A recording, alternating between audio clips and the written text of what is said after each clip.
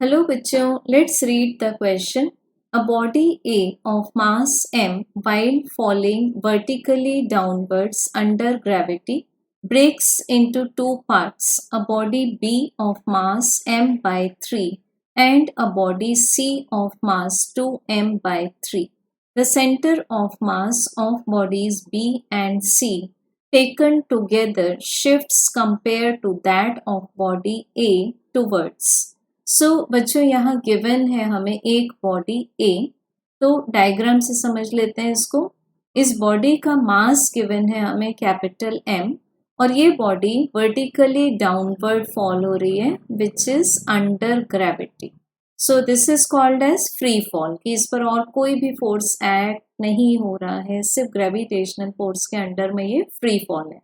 बच्चों ये जो बॉडी है ये दो पार्ट्स में ब्रेक हो जाती है. इसके जो दो पार्ट्स बनते हैं हमारे पास में, those are part B and part सी.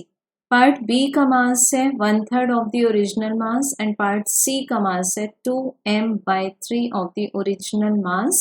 अब इसमें से जो पार्ट सी है वो हैवी मास है and part B is the light mass. इनको जो भी लाइन ज्वाइन करेगी उसमें हैवी मास के क्लोज होगा सेंटर ऑफ मास. तो हमें पूछा है कि center of mass of bodies B and C together किस तरफ शिफ्ट होगा.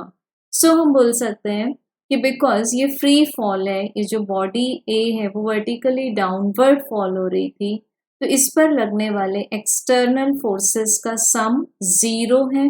हम बोल सकते हैं कि center of mass will not change its position. इसकी पोजीशन चेंज नहीं होगी. जो सेंटर ऑफ मास हमें बॉडी ए में मिल रहा था वो सेम सेंटर ऑफ मास अपना पाथ कंटिन्यू करेगा. We can say that correct answer is option 2, does not shift. Thank you.